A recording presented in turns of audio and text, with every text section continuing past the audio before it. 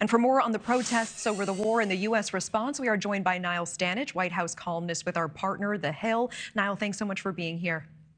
Good to be with you, Natasha. So why is the president's messages about this conflict in Gaza not landing with these protesters outside of his Delaware home?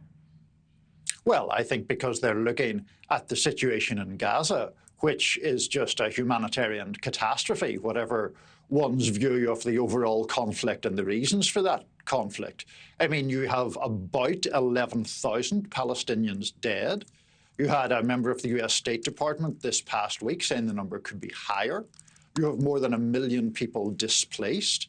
There is, for a start, compassion for the plight of those people. But I do think that particularly on the left of the Democratic Party, there's enormous anger about what they see as the president's complicity in these actions which have created such a dire situation. You know, we just heard from Congressman Tanadar earlier in the show. He's calling for former President Obama to be appointed to negotiate the release of hostages. What is your take on this? And what would be the benefit to that and any likelihood of that actually happening?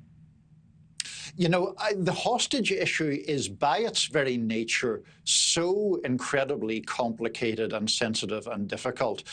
You know, former President Obama is clearly an extremely skilled and respected person internationally. Whether he'd be willing to do it, whether that's a serious proposal, I don't know. The Prime Minister of Israel, Benjamin Netanyahu, as you know, has said that it must be all the hostages released before he would contemplate a ceasefire. And there have been occasions in the past when Israel has released a lot of Palestinian prisoners in order to get one hostage back, in a case I'm thinking of about a decade ago. Very complicated morally, very complicated politically. I've no idea if former President Obama would go for that proposal. Yeah, there have also been reports about Muslim voters in the U.S. who initially supported Biden in the past, but are now saying that they will not be voting for him again. Could Biden's stance on Israel hurt his chances next November?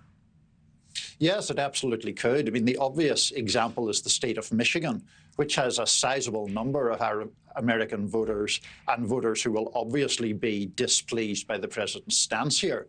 Now, in saying all that, Natasha, I don't want to underplay the fact that the president is in a tough political spot. The overall population tends to favour Israel more so than the Palestinians. The president also doesn't want to be accused by his Republican opponents of weakness on this topic.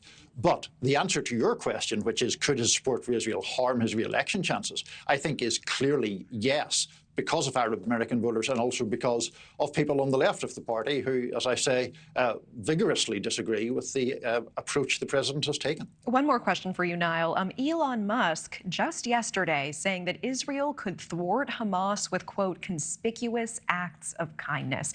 Help explain this, Niall. Is this too much of a wishful thinking approach, or is there substance to this suggestion? I think what we have to do there is separate out the person who's making the suggestion from the idea. One of the few things that both sides can probably agree on is that this situation isn't really going to be improved, or it isn't crying out for Elon Musk's involvement. But his broader argument is the idea that by Israel taking excessively punitive action, then you create an atmosphere that radicalizes the Palestinian people further and actually gives support to groups like Hamas rather than eroding that support. I don't think that's a stupid or risible suggestion. I mean, I grew up in the north of Ireland where there was an armed conflict there, and it was ultimately resolved for the most part by creating pathways to address legitimate grievances and not requiring or not motivating people to engage in political violence to do so. Okay, Niall Stanage, as always, thank you for your time. Appreciate it. Thank you. Thank you for watching. Go to newsnationnow.com to find News Nation on your television provider. And don't forget to click the red subscribe button below to get more of News Nation's fact-driven, unbiased coverage.